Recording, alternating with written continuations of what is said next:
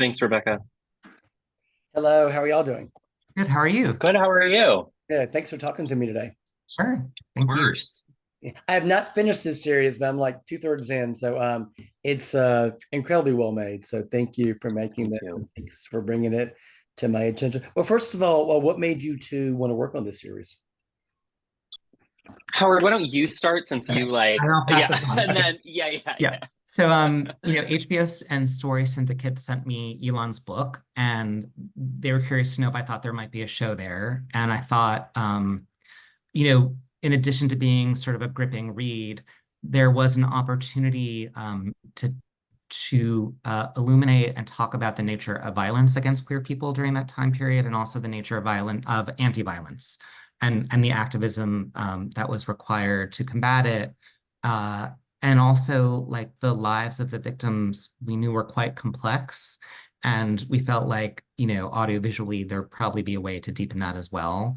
And there are questions of who got justice and who didn't get justice during that time period that were also fascinating. And these are hard conversations to have, but the story kind of very organically allowed us to have them in a format that is really popular right now. And so that was kind of my pitch to HBO, and they're like, okay, and it's a story syndicate, great. Like, why don't you start developing?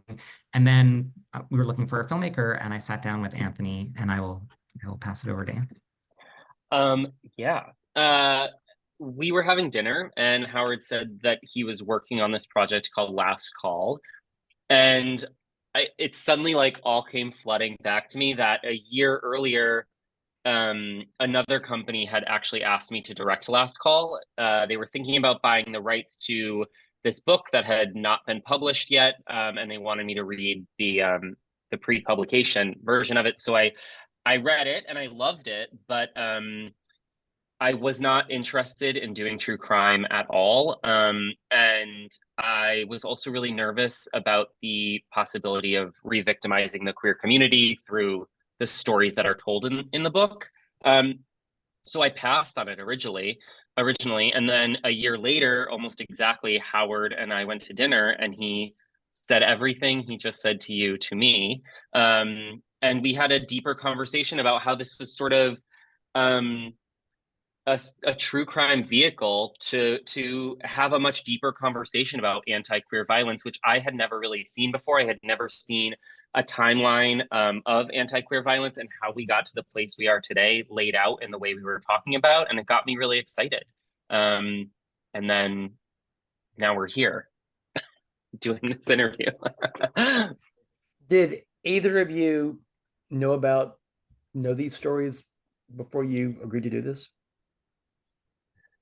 I had not heard about these stories. And to be honest, all of my work has pretty much been in the queer space, and it's been archival heavy New York City documentary stuff. And I rarely got an opportunity to talk about anti-queer violence, to talk about anti-queer violence here in New York, let alone these murders that I had never heard about.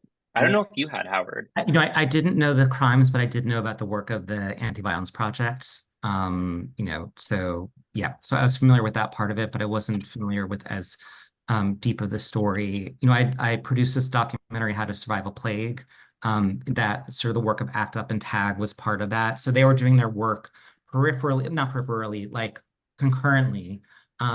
So I was aware of what the atmosphere was like in New York in the 80s and 90s around queer issues sort of more largely. I want to ask you about the time period because this was a time the hate crimes were on the rise. AIDS was just AIDS was around, and the gay Mhm. community was being specifically blamed for it. But can you sort of talk about the time period that was going on and how that affected investigations and just attitudes toward these? Yeah, I mean, obviously AIDS exacerbated the violence that was happening. But there was also just a lack of understanding about the queer community. When we talked to these people at AVP, when we talked to like queer people that were around at the time, they really talked about how everything was pushed down to Christopher Street, and it was sort of for many people open season on the queers down there. Um, and I think that uh obviously AIDS affected it, but there was just a lack of understanding about the queer community in general. They were looked at as sort of a diseased population, and I think that there was just a complete lack of understanding about who we are, um, which made violence rise, and then made all of the things that we explore with the NYPD in our show also happen. I was going to ask you about that because I mean, this is obviously very well made, but it's very disturbing. As a gay man myself, it's very disturbing. But just as disturbing as anything was the attitudes by some of the police officers and their sort of nonchalance about it. Can you sort of talk about NYPD, as being part of this and not being as helpful as they needed to be? Yeah, I mean, that was something that we really, I mean, I don't, especially in episodes 1 and 2, we sort of really Yeah. sort of leaned into that. And episode 3, sort of NYPD finally joins the fight because it's the fourth victim and they sort of can't, there's too much public outcry. And I'm not going to get my historical timeline exactly right, so you can fact check this at a certain point. But at one point we have in the show someone from the PBA I think it was like the late 70s saying, well, gay men can't be cops because sodomy is illegal. And it's not like all of Mm, once those sodomy laws were, mm, it wasn't like suddenly all those cops who were persecuting gay people suddenly weren't in the force anymore. And it's suddenly they're being told, okay, the legal status has changed, but has the emotional status changed? Has the belief status changed? It didn't feel that way. And, what we would hear from people that we interviewed was, by way, or and also the AVP would say to us, a gay person in the 80s would go to the NYPD early 80s and say, hey, like I am in a domestic dispute with my partner or boyfriend or girlfriend, whatever, and I feel unsafe. And rather than protecting that person or uh, what's it called? um, like a You get restraining order, a restraining order, right? restraining But not order. rather than a restraining order being placed, they would be told, "Oh, it's just a lover's quarrel. Go home." And this violence was not being taken seriously by the institutions that were meant to prevent it and to protect. And so, Stonewall, our show starts in 1991. Stonewall was only like 22 years prior. It's like not not that long ago. So, Yeah. um, Anita Bryant, 1977, that is a fresh wave of homophobia that started, and she was very interested. That was a backlash too, right? Because Miami-Dade had passed protections for LGBT folks, and she wanted to repeal them, right? So we're starting to see a response to sort of gay lib in the early 70s happening from the 70s throughout the 80s. And this was the environment in which LGBT people, were asking for protection. Mhm. It was also a time when a lot of men had to be closeted, and there was a lot of shame and being honest, with themselves, with their loved ones, with us. But can you talk about how that played a factor in all this? Yeah, I mean, the closet was obviously a huge part of the lives of the men that we covered. Yeah, except for episode 3. I don't know if you've gotten there yet. He's No. sort of Michael is very out and proud. But yeah, no, the closet was a huge part of this, and AVP talked about that a lot in the interviews. They, going through the archive of AVP, they talk about that a lot with the queer community. That people that are in the closet don't necessarily want to give up information on themselves or the people they're with. So it's sort of obviously not blaming us as a community, but it's sort of perpetuates this cycle of not wanting to talk about the violence and the violence continuing and people not being caught.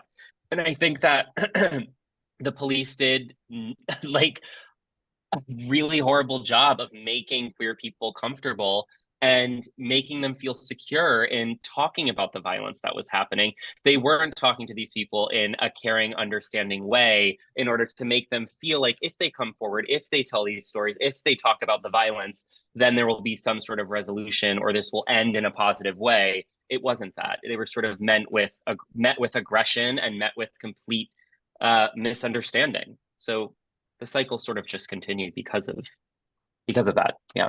It was interesting to hear a sort of reiteration, especially from like the family members and the loved ones of the victims, that, you know, how non-binary the closet was. Mm. It wasn't like you were in or you're out, you were like in the closet with some people, out of the closet with others.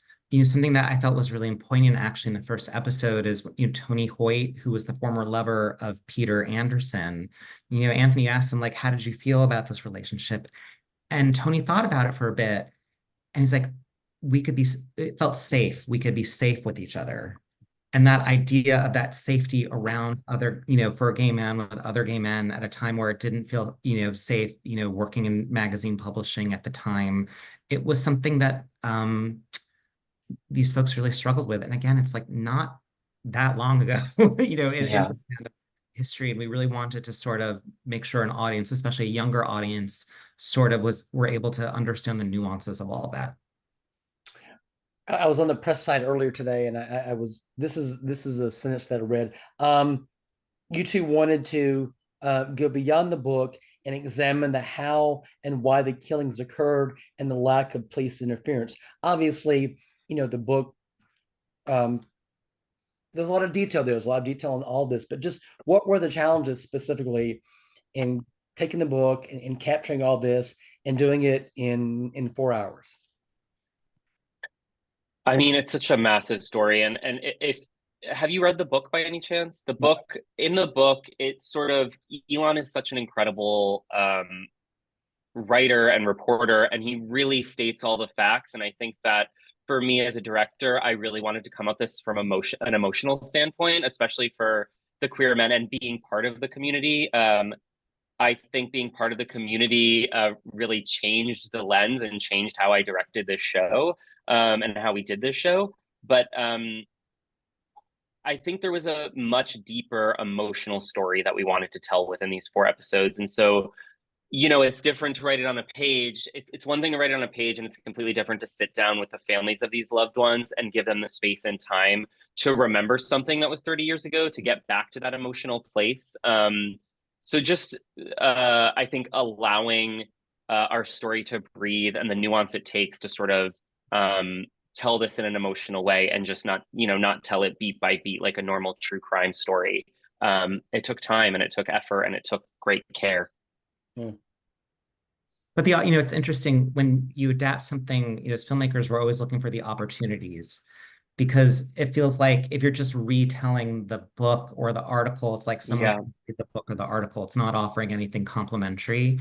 Yeah. And something that we found was like there was actually this footage. There was like news coverage, and there was gay like Yeah. Yeah. gay media was so important. They were on the story, as well as the larger issues of violence against LGBT people at that time period.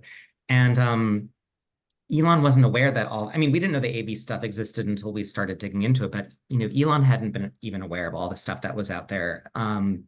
So we were able to sort of, you know, picture tells a thousand, you know, speaks a thousand words. Like we were able to use the Gay USA footage, Yeah.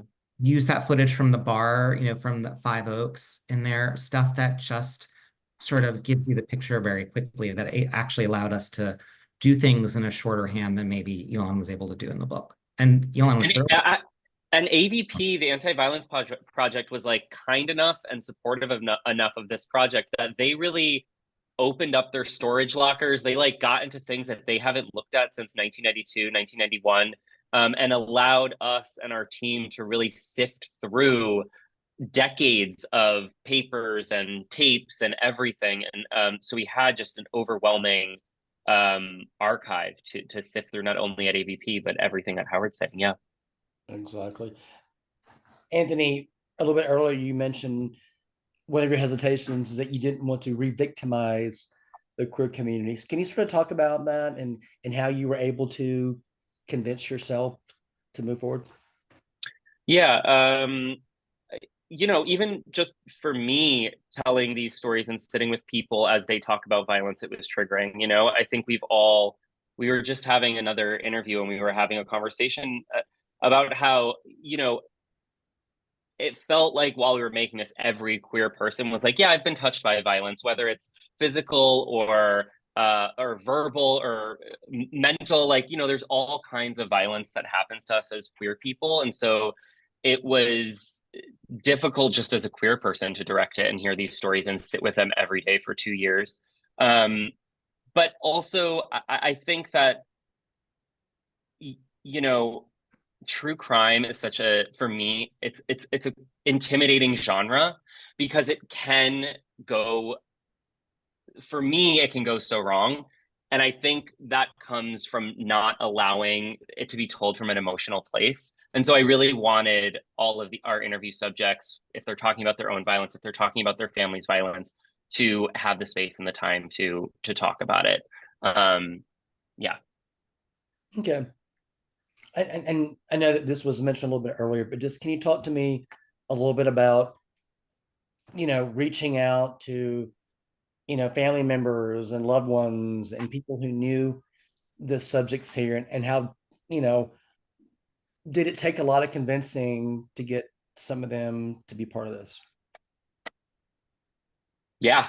Yeah. I mean, again, I'm not like, uh people are afraid to participate in something that's going to open up old wounds. And so yeah, it did take a lot of convincing for most everybody, but I think once they met myself, once they met Howard, once they met the rest of our team, um I think bonds were formed and they saw that we were coming at all of this from a really a really good place. And I think almost everybody sat down with us. Almost everybody we went to ended up, some took longer than others. Some took, Yeah. a year to get to, feel comfortable sitting down with us, but they did. And I think, you know, Howard, you can probably speak to this, but like everybody walked away Yeah, I feeling mean, good. what was important to us is like, we were very clear with all of our subjects when we approached about what the show was going to be about and what our intents were and why we were asking them to sit for an interview. And then that would start a series of conversations. And if they felt like, okay, like I think I could sit for an interview, we talked them through, the questions that we're going to ask on the day. The Mm, sort of journey that we're going to go on in the conversation. You want it to feel like a conversation more than a interview in a way. And, um, make sure that they understood like they're actually in control of this. Like they could decline to answer things. They could go yeah. back and rephrase something if they wanted to. Like it was important for us to approach it as, what does the subject and what do they need from the interview more than what we need from the interview? And I think going into that, it frankly, like we got better interviews, more dynamic Mm, interviews, and they came away feeling great. And which is what we wanted. We wanted them to feel glad that they had participated in something that we realize is about a really terrible time and involve them in having some really hard, painful conversations. These crimes took place several decades ago. However, we're in an era right now where there is still a lot of anti-LGBTQ legislature, anti-drag sentiment. Um, can you sort of talk about the topicality of getting this out now and why it's still relevant, and why, as a gay man, I can't say I feel safer, but I don't, especially with obviously, police, but can you sort of talk about the fact that our community is still victim? This violence still does happen to our community, 30 years later, more than 30 years later. yeah. Howard, do you want to take that? Yeah, I think uh, a big underlying theme of our show is like the nature of institutions' role in promulgating homophobia and inciting homophobic, queerphobic violence. And, especially for younger people who see these laws being passed and see their community like literally and legally under attack, that there is actually strength in community and community activism, and queer people have been here before, sadly. And that's what the show is about, but queer people know how to fight back, and they know how to get their allies to fight back as well. And we thought that was a really important takeaway from the show as well. Great. I think it also, it all comes back to a complete, I think, lack of understanding the queer community. I think when I watch other shows that are on TV right now, there's a handful of shows that are sort of talking about what it is like to be queer in America right now, and certainly our show is all about that. And I think sort of the crux of it is just a complete lack of understanding of who we are, of who our community is, and a not wanting to understand, wanting to keep us sort of painted as the villains or the horrible people, and not wanting to understand us in a deeper way, which was certainly why these crimes that we highlight in the show went on for so long. There's just a lack of understanding and a lack of wanting to understand. Exactly.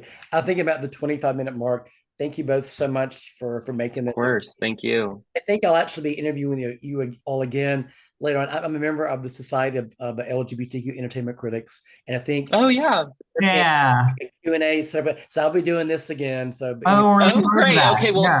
save your questions. I look forward to talking to you again. Anyway, thanks for your time. Good luck the rest of the Amazing. day. Thanks, Jim. Thank All right, you. take Thank it you, easy. Jim. Bye. Thanks, Jem. Thanks, All bye. right.